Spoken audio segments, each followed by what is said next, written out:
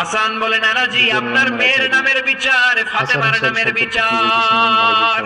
বিশ্বনবী মসজিদে নববীতে জোহরের নামাজ পড়ে হাসান হুসাইনকে দেখতে গেলেন, যে দেখে ফাতেমা রান্না করে। আসলে কি রান্না করে?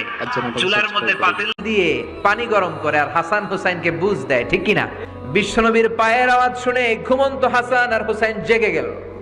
দৌড়ে এসে নানাজিকে ঝাপটে ধরে ডেকে বলে, নানাজি গতকাল কেন দেখতে আসলেন না?